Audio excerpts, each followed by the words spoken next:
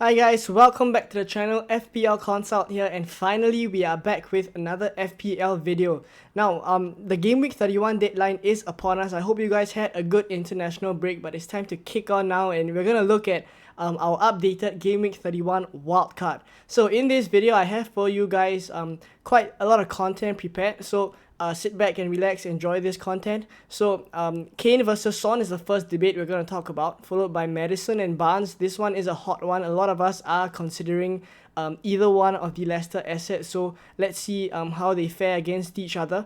And also Richarlison against Calvert-Lewin. Thereafter, then we would go into our wildcard drafts. The first draft would be for those of us who are thinking of using our free hit in game week 33. And the second draft is for those of us who are not intending to use our free hit in game week 33. So maybe we've used both ships already, or maybe we're intending to save the second free hit for game week 36 or 37. Right, so this draft would apply to those of us in these scenarios. So if you do enjoy this video, help me out and give it a like. Subscribe if you are new around here. We are on a season target of 1,000 subscribers, so it'd be great if you guys can help me get there. But for now, let's get on with the content. Alright guys, for the first of these debates, we have Kane versus Son. Right, so if we take a look at this, I'm telling you guys this is really close. So projected points wise, they are both sitting on 45 projected points for the rest of the season, right? Game week 31 to game week 38. And if we take a look at the other statistics as well, of course, we already know Kane costs a lot more than Son. And in terms of expected goals and expected assists per 90, Kane also fares better in that aspect, right? So let's take a look further at the pros and cons that each of these players can bring to us. Right, so in terms of Son, he's a lot cheaper. We know that he frees up funds for us to allocate them and maybe beef up other areas of our team. Right, and also another thing about Son is how he likes to run in behind. Right, when Kane drops deep, Son is usually the furthest forward then, and Kane would look for Son, and thereafter, you know, his goal threat is really great, right? He goes on and scores the goal. So we've seen this a couple of times this season as well. So it is also another pro of going for Son. Right, but some of the cons about Son is that he's usually subbed off around the 70 or 70 plus minute range, right? And we've seen this a couple of times. Maybe he's taken off for Lucas Moura, maybe Fpl Gw31. So something that is a concern is that Son does not get a full 90 minutes, right? And secondly, he does take up a midfield slot, right? There are many great midfielders out there currently at this point in time, right? Players like Havertz, players like Saka, Rafinha, maybe for those of us who want to go for Rafinha. So in terms of midfield options at this price, 10.9 pounds, I think really if he is to take up a midfield slot, and we can actually get a forward in Kane, who is the best forward option right now. I will get into that later. But really, if Son takes up a midfield slot like this for us, maybe we can consider going for Kane, right? So I'm going to talk about Kane now, and the pros for Kane is that he is in really great form. I think this one, we don't really need to argue about this. He is really flying right now, and kind of turned from his start of the season performances where he was getting off a bit slow off the blocks, right? But now he is really hitting top form, and on top of that, he's on penalties, right? We already know this, and whenever Kane takes a penalty, he's pretty much already guaranteed a goal, right? And as I've said just now, he is the best forward option now. I think currently in terms of premium forwards, and also out of all the forwards, the only striker that is really scoring consistently and returning consistently is Kane. Right, so the cons about Kane is that he is more expensive, right? He is a premium forward at 12.5 mil, and also what I mentioned just now is that he likes to drop deep, right? This may not be a bad thing because sometimes he can get assists when he passes the ball to Son, and Son goes on to score, right? But if we are looking at numbers and we're looking at great returns, we're gonna need Kane to be at the front foot most of the time. So one of the cons of him dropping deep is that he wouldn't be closer to the goal most of the time, right? So we would want him ideally to be playing up front a lot, right? So those are the cons about Kane. But overall, if I take a look at Kane versus Son, I would be leaning towards Kane, just because of what I mentioned just now, where Son takes up a midfield slot, and a lot of midfield options right now provide maybe far greater value for how much we are paying for them, right? And given that we would want a Spurs asset and technically the best one out there currently is Kane, it would make sense for us to go for Kane instead. So for this debate, I'm going to go for Kane. Hopefully you guys can kind of make your own decisions based on these statistics, but for me, I'm going to go for Kane in the drafts as well. Alright, so next up, this is a really big one, right? Probably one of the ones that are on all of our minds right now. So Maddison or Barnes, right? We definitely want a Leicester asset going forward because of how many games they have to reschedule, and if we are wildcarding in Game Week 31, it makes sense for us to have either one of these. Right, so if we take a look, price point wise, they are almost the same. And if you take a look at the expected goals and expected assists statistics as well, they are pretty similar, right? Maddison at 0.24, expected goals per 90, and Barnes in 0.25, right? So Barnes slightly edges there. And if we take a look at the expected assists per 90 as well, Maddison also edges slightly there at 0.18, and Barnes at 0.15. So projected points as well, very similar, both on about 40 points. Maddison maybe getting 2 points more, but these are projected points, right? So essentially, everyone does think that they are going to, be of equal value going forward for the rest of the season, right? So how do we decide then? So let's take a look at the pros and cons. So I'm going to talk about Maddison first, right? So I feel that Maddison is the better player, right? I feel like he's central to Leicester's gameplay, and on top of this, he is on majority of the set pieces, right? So corners, free kicks, he is on majority of them, and we've seen just how good he is on free kicks, right? We just saw over the weekend where he just put a really great free kick in against Brentford, right? So we know his potential, we know he's a good player, but let's take a look at the cons, right? He is prone to injury. We have seen this season how some games he has, he was supposed to play, but because of an injury, he's taken out of the squad completely, right? Probably those of us who owned him during those periods were probably frustrated with him.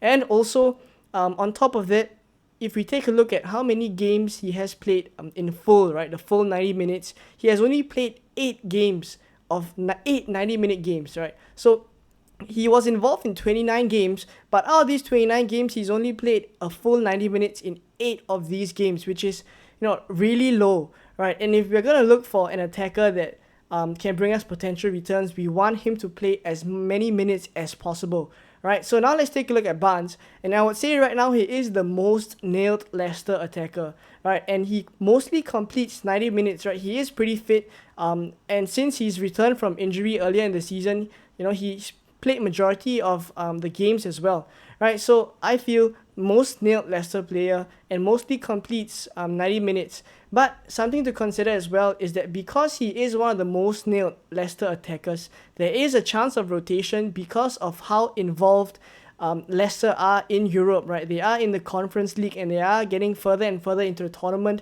So maybe they want to invest more in there and they would save players like Harvey Barnes for those games.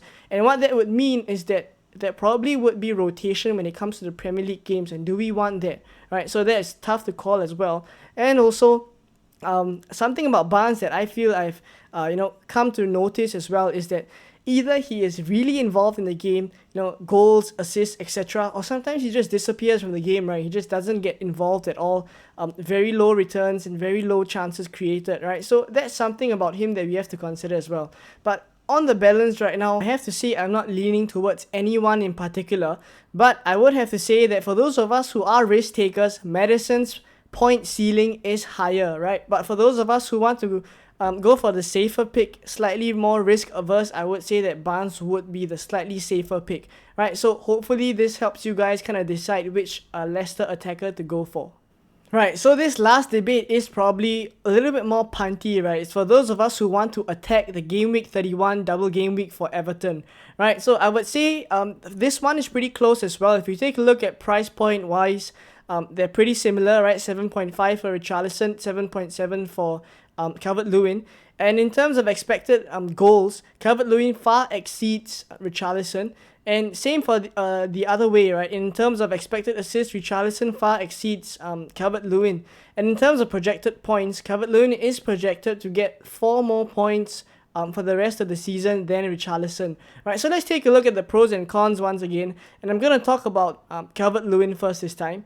So he is the main man, right? He is the target man and the one always furthest forward. He is kind of the true blue number 9 when we talk about, football of old, right? Those number 9s where they really just, have a knack for goal. Calvert-Lewin is one of these players, right? And another thing to note as well is that he is on penalties, right?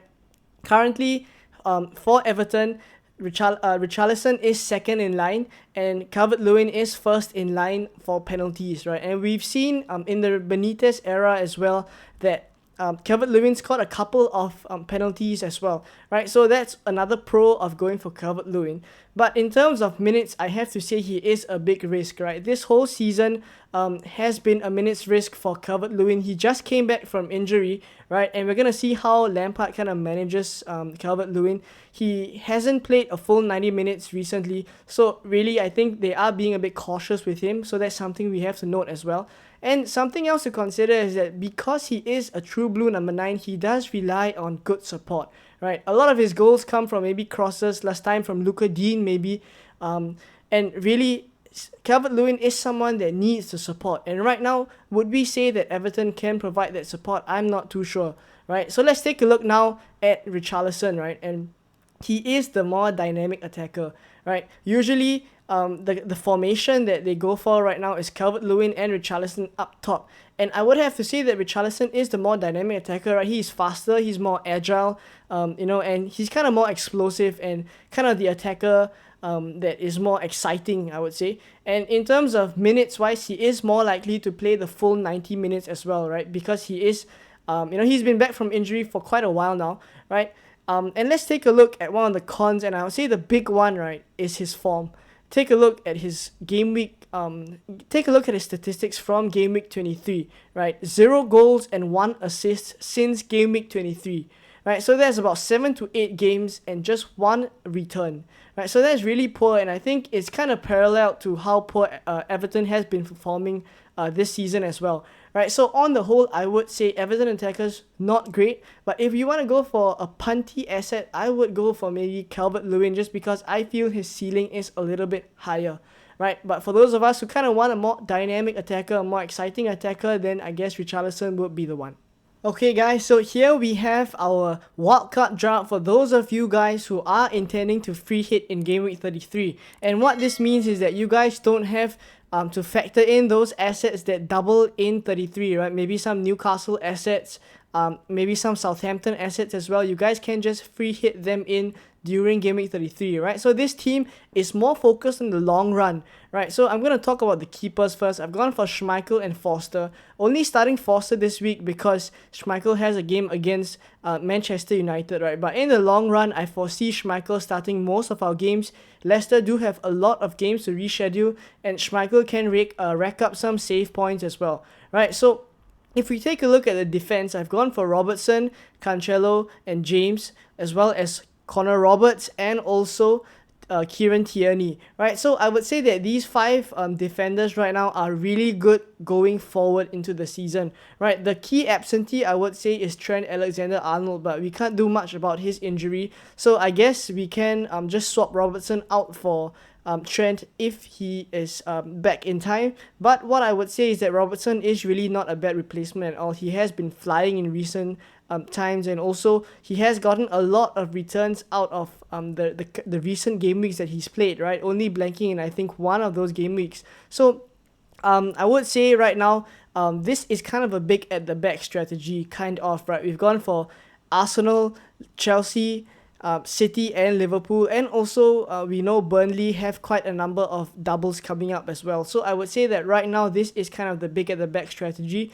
And then if we take a look at the midfield, we have gone for Salah, Havertz, Maddison, Gordon and Saka, right? So what I would say about this midfield as well is that it's really good going forward into the season, right?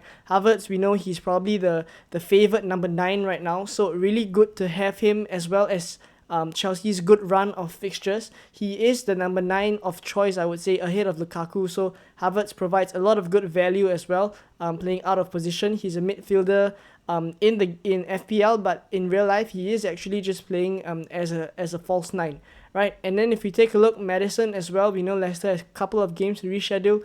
Gordon also has a double in Game Week 31, and I feel like Gordon is a good option to have on the bench if we need to call on him. He's pretty I would say nailed for Everton, and also at 4.5 mil, it's very easy for us to just put him on the bench if we don't need to use him.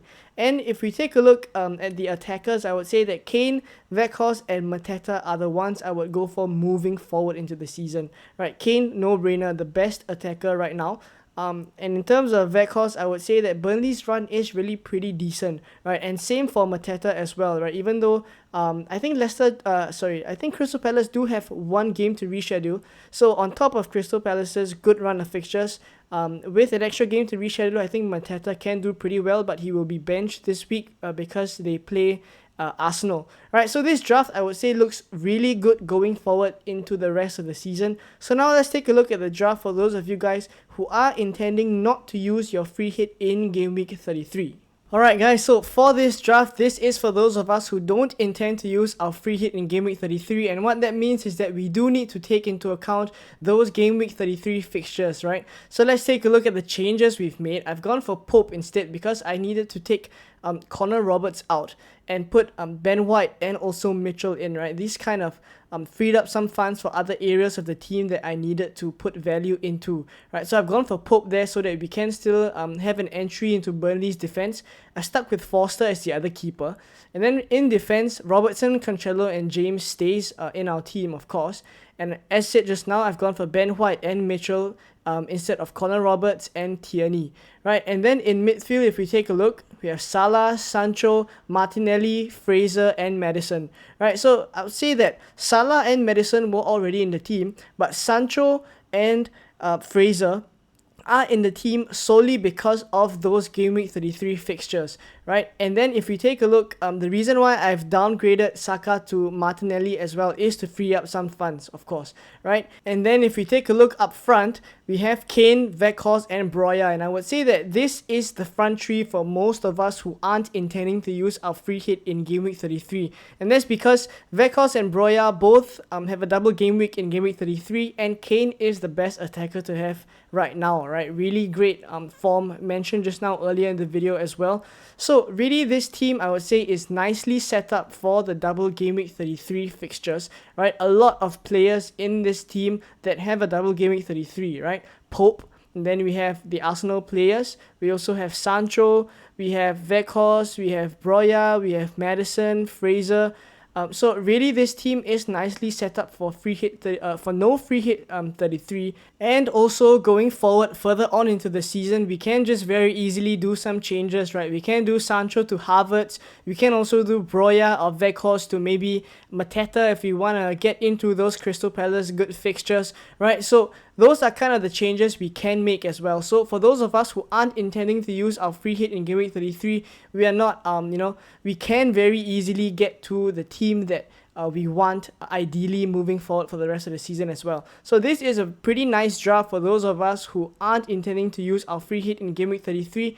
And this kind of brings us to the end of the video. So hopefully this video was useful for you guys. I hope it kind of give you guys some idea as to the players to look out for if you're kind of doing a free hit in game week 33 or not, and also some of the debates that we talked about earlier on in this video, right? If you did enjoy this one, help me out and give this video a like, subscribe if you are new around here so that we can hit our season target of 1,000 subscribers. But for now, I will see you guys in another video very soon. Bye bye.